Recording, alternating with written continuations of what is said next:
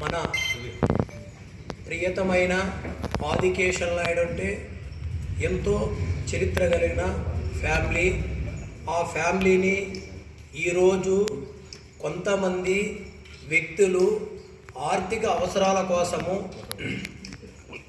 విపరీతమైన భూములు రేటు పెరగడం వల్ల ఆర్థిక ఇబ్బందులు దృష్టిలో పెట్టుకొని ఇటువంటి ఫ్యామిలీ మీద కొన్ని ఇష్యూస్ చేస్తే మన కుటుంబాలు బాగుపడతాయని కొంతమంది రాజకీయ నాయకులు, కొంతమంది రియల్ ఎస్టేటర్లు, కొంతమంది పారిశ్రామికవేత్తలు ప్రతి ఒక్కరూ చర్య తీసుకొని వాళ్ళింట్లో దాదాపు 30 సంవత్సరాలుగా వర్క్ చేసుకుంటూ డ్రైవర్ పని చేసుకుంటూ జీవనం సాగిస్తుంటే ఇటువంటి నమ్మకమైన ఫ్యామిలీతో మనము ఏదో ఆస్తి పెడితే కూడా ఇబ్బంది లేదని ఒక బంధుత్వం లెక్కలో ఆస్తులు పెడితే ఆస్తులు కాజేసేదానికోసమై ఇవాళ ఇటువంటి కుట్రలకు పాల్పడుతున్నారు. కాబట్టి వాళ్లకు తోడుగా కొంతమంది ప్రతి పార్టీలోనూ పార్టీలకు అతీతంగా పార్టీలు వదిలి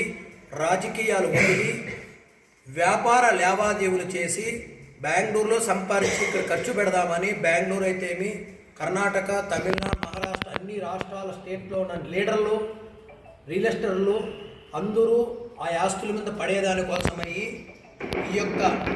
ఇతను చనిపోయినాడు కదా రఘునాథన్, ఇతను ఆదికేశవ నాయుడు దగ్గర 40 సంవత్సరాల నుంచి పెద్ద దగ్గర పనిచేస్తుంటే అతను చనిపోయిన తర్వాత ఈ కుటుంబానికి ఉన్న ఆస్తులు ఎట్లా కాజేస్తామని వాళ్ళ బిడ్డలు అమాయకులు 24 సంవత్సరాల వయసు గల పిల్లవాళ్ళ చేతికి ఇటువంటి నాయకులు తోడయి ఇటువంటి కుట్రలు కలిపి దాంట్లో ఈ విధంగా ప్రయత్నాలు చేసి తప్పుడు డాక్యుమెంట్లను సృష్టించినట్టు పుకార లేపి అవి ఒరిజినల్ డాక్యుమెంట్ ఎవరు సృష్టించడానికి ఒరిజినల్ డాక్యుమెంట్లను ఒరిజినల్గానే ఉంటాయి, తప్పుడు డాక్యుమెంట్లను సృష్టించినారని చెప్పి వీళ్ళ మీద ప్రాపగండ తేపి ఆ భూములు మావేనని చెప్పుకోవడము సిగ్గుచేటు.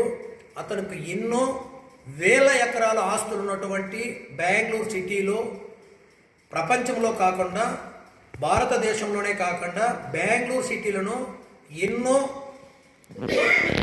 వేల ఎకరాలు ఉన్నటువంటి ఫ్యామిలీకి ఆ భూములు బెంగళూరుకి 4 పక్కల నుంచి వస్తే ఏ లైన్కి ఎత్తుకున్నా రోడ్ లైన్కి ఎత్తుకుంటే వాళ్ళ పెద్ద పెద్ద ఆస్తులు కనపడితే ఈ రాజకీయ నాయకులు చూసి ఓర్వలేక ఈ ప్రయత్నాలు చేసి ఈ భూములు ఎవి సర్వే నెంబర్లు కనుక్కొని డాక్యుమెంట్లు కనుక్కొని వాళ్ళు తయారు చేసి అటువంటి చీడపురుగులాగా తయారయ్యి ఆ ఫ్యామిలీ మీద నింది వేసి ఆ భూములు కాజేస్తాము తక్కువ ధరకని ప్రయత్నం తప్ప వాళ్ళ ఫ్యామిలీ ఎక్కడ కూడా దొంగ డాక్యుమెంట్ చేయాల్సిన అవసరం లేదు. నాకున్న 25 సంవత్సరాల్లో వాళ్ళతో ఎంతో కష్టపడి వ్యాపారం చేసినాను. మ్యాక్సిమం 100 కోట్లు ఉపరాగా వస్తుందంటే కూడా తల దించకుండా తల లేవెత్తుకొని 100 కోట్లు వైట్లో వస్తుందంటే చెక్కు పంపించమని అకౌంట్ ట్రాన్స్ఫర్ చేసుకోమని చెప్పు రిజిస్టర్కి వస్తానని వ్యక్తులు వాళ్ళు. ఇప్పుడు వరకు నేను వాళ్ళతో ఈరోజు కూడా వ్యాపారం చేస్తూనే ఉన్నాను. సన్నాబున్న డాక్యుమెంటు ప్రాబ్లం ఉన్నా కూడా ఆ ఫ్యామిలీ అడుగు పెట్టే ఫ్యామిలీ కాదు. ఇది వాస్తవాలు తెలుసుకొని నా జతలోనే వచ్చి ఇది రియాలిటీగా ఉంది, ఇక్కడ ఏమన్నా డ్యామేజ్ చేస్తే తన్నులు తింటాం దెబ్బలు తింటాం అని ఎమ్మెల్యేలు, ఎంపీలు, సీఎం హోదాలో ఉన్నోళ్ళు కూడా బెంగళూరు నుంచి ఇతర రాష్ట్రాలకు పరారైపోయినారు. అది సాక్షాత్తు నా ముందర జరిగిండే నీతి నిజాయితీగా మాట్లాడుతున్న విషయాలు. అది కొంతమంది నాయకులకు వాస్తవం తెలుసుకొని ఈ భూమి ఆదికేశవ నాయుడు గారికి సంబంధించిన భూమి అని అక్కడి నుంచి పరారైపోయినారు. అన్ని పార్టీలోన ఇటువంటి దొంగలు ఉన్నారు, కానీ జనాలకు తెలియదు. గతంలో ఏదో చెప్పి ఆ భూమిలోకి వచ్చి అడుగు పెడితే వాస్తవాలు తెలుసుకున్న తర్వాత నాది 50 లక్షలు పారా అయిపోయింది, నాది 1 కోటి అయిపోయింది, నాది 2 కోట్లు అయిపోయింది, నేను వానికి డబ్బు ఇచ్చేసాను, ఆ డబ్బు రిటర్న్ రాదు అని అక్కడి నుంచి పోయినా పర్వాలేదు, ఆదికేశవ ఫ్యామిలీ జోలికి పోకూడదు, వాళ్ళు చాలా బుద్ధివంతులు, తప్పుడు ఆలోచనలతో మనం వచ్చినామని వాళ్ళంతకు వాళ్ళే విరమించుకొని వెళ్ళిపోయినారు. ఈ రోజు కూడా ప్రజెంట్ కరెంట్ ఎమ్మెల్యేలు ఉన్నారు, మాజీ ఎమ్మెల్యేలు ఉన్నారు, మాజీ సీఎంలు ఉన్నారు. మాజీ సీఎంలు అయితే వెంట పెట్టుకొని 4 రోజులు తిరిగితే కూడా ఆదికేశవ భూములు గుర్తుపట్టలేక ఇవి నీవా అవి నీవా అని చెప్పుకుంటూ మాజీ సీఎంగా ఒక కారులో అన్న వెంటూ తిరుగుతూనే ఇన్ని భూములు నీకు ఎలా వచ్చినాయి ఆనందపడలేక కక్షలు కడితే కూడా ఏమీ చేసుకోలేకుండా పోయింది. ఇది రాజకీయంగా మనం మాట్లాడడం లేదు. చిన్న చీమ పోయి ఏనుగు మీద ఫైట్ చేయాలనుకుంటే జరగదు. అది వీడు నిజాయితీగా మన ఇంట్లో ఒక డ్రైవర్ పని చేసుకున్న బిడ్డతో అది కూడా వీళ్ళే చంపారన్నారు.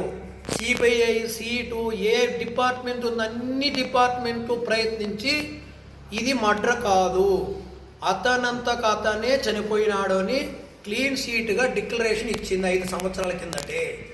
ఈ చనిపోయిన దానికి అతనుకు మనకి ఎలాంటి సంబంధం లేదు అని వాళ్ళ కుటుంబ సభ్యులకు కూడా సంబంధం లేదు, సెల్ఫ్ అతనే చనిపోయినాడని డిక్లరేషన్ ఇవ్వడం జరిగింది. ఇప్పుడున్న డాక్యుమెంట్లో కూడా ఇది రియల్గా అక్కడ ఫ్రాడ్ జరగలేదు, ఇక్కడ జరగలేదని సిబిఐ ఈరోజు ఇంకా పెద్ద సంస్థకి ఇచ్చినా కూడా సిబిఐలో క్లీన్ బాస్ లాగానే బయట వస్తారు. మేడం గారు కూడా చాలా పవిత్రమైన మేడము, ఎక్కడ ఆమెకి ఏది అన్నేం తెలియదు. ఆమెకి తెలిసిండేది 2: విద్య నేర్పించడము, వైద్యం చేయించడం. కల్పజ మేడం గారు ఆమెకు తెలియదు ఇటువంటి తప్పుడు ఆలోచనలు కావచ్చు, తప్పుడు సంకేతాలకు ఇస్తే కూడా తీసుకునే వ్యక్తి కాదు ఆమె. మీరు ఎంబీబీఎస్ సీటు కావాలని పోతే కూడా 10th క్లాస్ సర్టిఫికేట్ కాదు 1వ క్లాస్ సర్టిఫికేట్ నుంచి కూడా ఎడ్యుకేషన్ చేసి 100% రికార్డ్ సర్టిఫికేట్ అయితేనే ఆమె కాలేజీలో కూడా సీట్ ఇచ్చే వ్యక్తి. ఈ తప్పుడు డాక్యుమెంట్లకు సృష్టించవసరం ఆమెకు లేదు. 100 రూపాయలు లేదన్నా 1 కోటి రూపాయలు ఉండేవానికైనా 1000 కోట్లు ఉండేవానికైనా ఆమె దగ్గర ఒకే సీటు, గౌరవమే మర్యాద. అటువంటి తప్పుడు ఆలోచనలను వీళ్ళు క్రియేట్ చేసి అటువంటి ఆలోచనలతో వాళ్ళు ఇబ్బంది పెట్టడం నేరము. దీనికి ఒక సంబంధించిన విషయం ఏంటంటే మీరు కూడా పత్రికా విలేకరులు కావచ్చు, మీడియా విలేకరులు ప్రతి ఒక్కరు తెలుసుకోవాల్సిన విషయం, పబ్లిక్ కూడా ఇష్యూ చేయాల్సిన విషయం, పోలీస్ డిపార్ట్మెంట్ని ఎప్పుడూ నమ్మకూడదు. ఈ పోలీస్ డిపార్ట్మెంట్ వల్ల జరిగిన అన్యాయం ఏంటంటే ఎవరో గలాట్ చేసుకొని పోలీస్ అధికారి దగ్గరికి పోతే మోహన్ అనే వ్యక్తి ఏం చెప్పాడంటే ఈ డాక్యుమెంట్ను తయారు చేసేస్తే మీరు బెదిరించేస్తే పని అయిపోతుందని చెప్తే తప్పుడు డాక్యుమెంట్ సృష్టించింది పోలీసు వ్యక్తి. రాంగ్ గైడెన్స్ తయారు చేసి డాక్యుమెంట్ తయారు చేసినాను, ఇటువంటి డాక్యుమెంట్ పెడితే మీ భూములు మీకు వచ్చేస్తున్నాయంటే రివర్స్గా జరగడం జరిగింది. దీంట్లో ఆదికేశవ ఫ్యామిలీలో చిన్న బిడ్డ కాటి నుంచి పెద్దయిన వరకు నేర్పిన విద్య ఏంటంటే మోసం జరగకూడదు, అన్యాయాన్ని ఆశపడ్డు, అన్యాయం ఆస్తులు ఆయనకు అవసరం లేదు. ఈరోజు వరకు 1 ఎకరాతో స్టార్ట్ అయ్యి ఈ పొద్దు 1000 ఎకరాలకు చేరిన ఫ్యామిలీలో ఒక్కడు దాదాపు 1,00,000 మంది వెండర్స్ అతనితో ఉంటారు. భూమి అమ్మిన వెండర్స్ ఉంటారు కదా, 1,00,000 మంది భూమి అమ్మిన వ్యక్తుల్లో ఒక్క భూమి అమ్మిండే వ్యక్తి కూడా నాకు డిస్ప్యూట్ ఉంది, నాకు మోసం జరిగిందని ఒక్కడ కూడా రాలేదు. ఈరోజు కూడా ఆయన ప్రతిరోజు బెంగళూరులో తిరుగుతుంటాడు, అన్ని స్టేట్లలో తిరుగుతున్నాడు. పబ్లిక్ ఫ్యామిలీ ఎవ్వరు కూడా అతని మీదకి గలాటకు పాలేదు, ఎందుకంటే అక్కడ నిజాయితీ ఉంది, తప్పుడు ఆలోచనలు లేవు కాబట్టి ఎవరు కూడా అటువంటి ఫ్యామిలీని టచ్ చేయలేకపోయినారు. ఇప్పుడు కూడా నీతి నిజాయితీతో వాళ్ళు వచ్చి వాళ్ళు కుయ్యోమారో మేము చెడిపోయినామని అడుక్కుంటే ఆస్తిపరంగా గాను ఏదో విధంగా వాళ్ళ బిడ్డల శాశ్వత పరిష్కారం చేసే కెపాసిటీ ఆదికేశవ కుమారుడు డిఎస్ శ్రీనివాస్ గారికి ఉంది. ఇటువంటి మాలాంటి వాళ్ళని ఎంతోమంది ప్రయోజకులు చేసి, ఎంతోమంది తెలివంతులు చేసి, ఎంతోమంది మేధావులు చేసిన వ్యక్తి ఆ ఫ్యామిలీ. ఇటువంటి చిల్లర చేష్టలు ఎప్పుడూ చేయలేదు. ఈరోజు చేసిందని చెప్పుకునేదని కూడా మాకు సిగ్గుచేటు. ఎందుకంటే ప్రజలకు మీడియా ద్వారా తెలిసింది ఏంటంటే ఏదో డాక్యుమెంట్లు జరిగాయంటున్నారు కానీ వాస్తవాలు లేవు. దీనిపైన రాజకీయ నాయకులు కూడా ఏమీ మాట్లాడడం లేదు. కారణం ఏమంటే ఆ ఫ్యామిలీతో ప్రతి ఒక్కరు కూడా ఈ రోజు వరకు దాదాపు 40 సంవత్సరాల చరిత్రలో సీఎంలు కావచ్చు, ఎమ్మెల్యేలు కావచ్చు, ఎంపీలు కావచ్చు, వార్డు నెంబర్తో పెట్టి ప్రతి ఒక్కరూ వాళ్ళ ఇంట్లో ఇస్తరాకులు అన్నం తిన్న వ్యక్తులు, వాళ్ళ ఆర్థిక వనరులు తీసుకొని ఇక్కడ రాజకీయం చేసిన వ్యక్తులు. రాష్ట్రంలో కాదు, భారతదేశంలోనే దాదాపు 15 రాష్ట్రాల్లో వాళ్ళ చరిత్ర నిలిచిపోయినటువంటి ఫ్యామిలీ. ఇటువంటి ఫ్యామిలీ మీద బురద చల్లడం సిగ్గుచేటు. వాడొక్క చీడ పురుగు, ఆ చీడ పురుగు సిబిఐకి ఇచ్చినా, ఇంకొక బీకి ఇచ్చినా, ఏ దానికి ఇచ్చినా నీతి నిజాయితీగా బయట వస్తాడు. 4-5 రోజుల్లో శుభవార్త మీరే వింటారు. అటువంటి బాసుకు ఎటువంటి చీమ కుట్టిన హాని కూడా జరగదు. ఎందుకంటే ఆ వెంకటరమణ స్వామి ఆశీస్సులున్నాయి, షిరిడి సాయిబాబా ఆశీస్సులున్నాయి, కర్ణాటకలో ఉడిపి శ్రీకృష్ణదేవరాయల ఆశీస్సులున్నాయి. ఏ రాష్ట్రానికి పోయినా, ఏ దేశానికి పోయినా భగవంతుడు అనేవాడు ఆ కుటుంబం మీద 365 రోజులు 24 24 డేస్ 24 అవర్స్ అన్నట్టు ప్రతి క్షణము దేవతలైనటువంటి ఆశీస్సులు వాళ్ళకు ఉన్నాయి. కాబట్టి ఇటువంటి సిబిఐకి భయపడేదే లేదు. ఎన్నో కుట్రలు చేస్తే కూడా వీళ్ళ ఆస్తులు వీళ్ళకి వస్తాయి. వీళ్ళు రికార్డెడ్గా డబ్బు ఇచ్చారు, రికార్డెడ్గా భూములు తీసుకున్నారు, రికార్డెడ్గా వాడి పేరుతో పెట్టుకున్నారు. వాడు మన ఇంటి కుటుంబస్తుడని, మన కులస్తుడే కదా, మనవాడే కదా నమ్మడం తప్పైంది తప్ప ఇంకా ఎక్కడ ఎట్టి పరిస్థితుల్లో రాజకీయ నాయకులకు సంబంధం లేదు. రాజకీయ కుట్రలతో పోల్చేదని కూడా అవసరం లేదు. ఇది కేవలము ఏ రాజకీయ నాయకుడు కూడా ఆ కుటుంబాన్ని తప్పులు పట్టిన చరిత్ర ఏ రాజకీయ నాయకుడికి లేదు. ఇది ఛాలెంజ్. ఎవడైనా, ఏ రాజకీయ నాయకుడైనా, ఏ సీఎం అయినా, ఏ పిఎం అయినా, ఏ ఎమ్మెల్యే అయినా, ఏ ఎంపీ అయినా ఆ ఇంటికి పోయి చందా అడగాల్సిందే, ఆ ఇంటికి పోయి దండం పెట్టుకోవాల్సిందే. ఆనాటి వైఎస్ రాజశేఖర్ అంటే 2 కాళ్ళకు నమస్కారం చేసుకున్న వ్యక్తి. ఆనాటి 2004లోనే ఇట్లాంటి సీఎంలకు, ఇట్లాంటి పిఎంలకు ఆయనకు అనవసరం. పిఎం అయినా సీఎం అయినా ఆయన ఇంటికి పోవాల్సిందే, కానీ ఆయన దేహిని పోయేవాడు కాదు.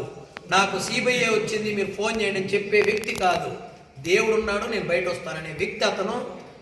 ఏమీ లేదు ఈ కేసులో. ఇది ఓన్లీ విచారణ చేయమన్నారు. 2-3 రోజుల్లో విచారణ పూర్తవుతుంది. ఆయన క్లీన్ షిప్గా బయట వస్తాడు. నేను రైట్ అంటాడు. ఆయనే మీకు నేను విజన్ చూపించుకుంటూ బయటకు వచ్చి మళ్ళా ప్రత్యేకంగా వచ్చిన తర్వాత ఆయన విజన్ ఏంటని భారతదేశంలో తెలియపరుస్తాడు. ఆయన నోటుకుండానే, ఆయన ద్వారానే నేను నిజాయితీపరుడుని ఆయన చెప్పకూడదు. కానీ మీరందరూ ఆయన సెల్యూట్ చేసే రోజు ఇంత వంటి ఫ్యామిలీకి మచ్చ వేయడం తప్పు అని ప్రజలే నిర్ణయిస్తారు.